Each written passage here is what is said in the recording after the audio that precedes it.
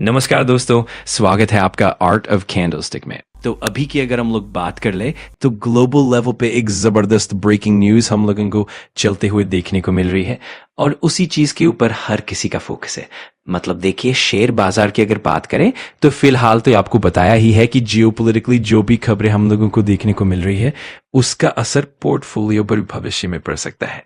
मतलब आप सभी लोगों को पता ही है दोस्तों, अमेरिका और ईरान इनके बीच के रिश्ते पहले भी खराब थे और अभी के माहौल की अगर बात करें तो ऐसा लग रहा है कि बिल्कुल ही लास्ट स्टेज पर यह कॉन्फ्लिक्ट हम लोगों को आते हुए देखने को मिल चुका है। एक दूसरे को धमकाने से जुड़ी बातें यहां चल रही हैं, बीच बीच में छोटे टॉक्स चल रहे हैं और कहां पर चल रहे हैं? ओमान में चल रहा है। और इसका पर्पस क्या है दोस्तों? पर्पस मतलब कि ऑब्वियसली दोनों एक दूसरे के सामने अपनी अपनी डिमांड्स रखेंगे और अगर चीजें सफल होती हैं तो क्या होगा? वॉर प्रिवेंट होगा। इसके पहले भी हमने देखा है, हमारे प्राइम मिनिस्टर नरेंद्र मोदी जी जब अमेरिका गए थे, पहली बार जब ट्रंप प्रेसिडेंट बने थे तो उनकी पर्सनल मुलाकात हुई थी। ट्रंप ने खुद से ही टैरिफ को लेकर ऐलान कर दिया था, मतलब दबाव क्रिएट किया और उसके बाद नेगोशिएशन करते। तो ये कोई नई चाल नहीं है और यही चीज फिलहाल अमेरिका ट्रंप अपनाते हुए देखने को मिल रही है। ठीक है, यूरेनियम की अगर बात करें तो इसी को लेकर काफी कॉन्फ्लिक्ट देखने को मिला है न्यूक्लियर को लेकर।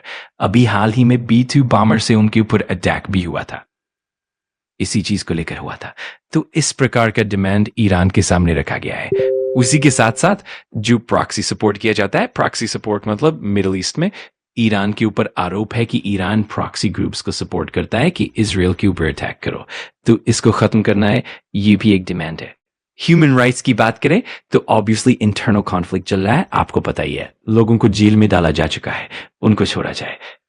ठीक है, अमेरिका वाले अगर कोई है तो उनको छोड़ा जाए, प्रोटेस्ट में थे उनको भी पकड़ा गया था, उनको छोड़ा जाए। तो इस प्रकार की बहुत सारी डिमांड्स है और जो भी चीजें चल रही हैं, प्रेशर पॉलिसी, दबाव नीति अमेरिका ने कैसे अपनाई है? देखिए दोस्तों, अमेरिका ने वार्निंग जारी की है। किसको वार्निंग जारी की है? ईरान को नहीं, अपने लोगों को।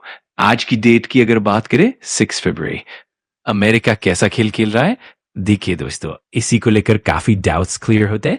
चलो मैं आपको दिखा देता हूं, हम उनकी ऑफिशियल वेबसाइट पर आ चुके हैं। उन्होंने लोकेशन बताई है ईरान कंट्री वाइड।